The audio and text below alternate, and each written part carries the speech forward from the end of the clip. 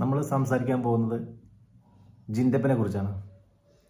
ജിൻഡപ്പൻ വേറെ ഒരു ലെവലാണ് ജിൻഡപ്പൻ വന്ന സമയത്ത് ജിൻഡപ്പനെ പൊട്ടനാണ്, മണ്ടനാണെന്നൊക്കെയുള്ള പല കമൻറ്റുകളും കാര്യങ്ങളൊക്കെ വന്നിട്ടുണ്ടായിരുന്നു. പിന്നെ അതിൽ നിന്നൊക്കെ നല്ലൊരു ഗെയിമിലേക്ക് ഇപ്പോൾ വന്നിരിക്കുകയാണ്. ടോപ്പ് 5 എത്താൻ പോകുന്ന ഒരു കണ്ടസ്റ്റൻസാണ് ജിൻഡപ്പൻ.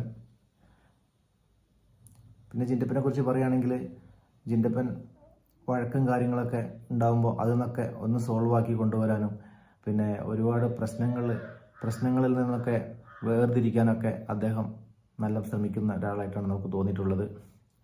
പിന്നെ ജിൻഡപ്പൻ്റെ വോട്ടിംഗ് നിലയാണെങ്കിലും ഇപ്പോൾ ടോപ്പ് 5 എത്താനുള്ള സാധ്യത ജിൻഡപ്പന് ഒഴിച്ചുവിടാൻ പറ്റാത്ത ഒരു തന്നെയാണ്.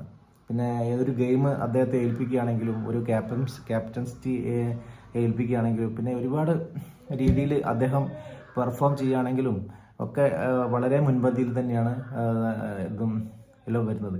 പ്രേക്ഷകരുടെ ഒരു പിന്തുണയും അദ്ദേഹത്തിന് വളരെ അധികമുണ്ട്. ഓവറായിട്ടുള്ള ഒരു വഴക്കുണ്ടാക്കുക അങ്ങനെയുള്ള പ്രവർത്തനങ്ങളൊന്നും അദ്ദേഹം ഇതുവരെ നമ്മൾ കണ്ടിട്ടില്ല. എല്ലാ രീതിയിലും നല്ല രീതിയിലാണ് ഇത് നിൽക്കുന്നത്. പിന്നെ ശ്വേതയും സാബുവും വന്ന സമയത്ത് ജിൻഡോനെ കുറിച്ച് നല്ല അഭിപ്രായമാണ് പറയുന്നുള്ളത്. ഒരു കാര്യം ഏൽപ്പിച്ചാൽ അത് വളരെ വൃത്തിയായിട്ട് ചെയ്യുന്ന ഒരാളായിട്ടാണ് ജിൻഡോയെ കുറിച്ച് അവർ സംസാരിച്ചിട്ടുള്ളത്.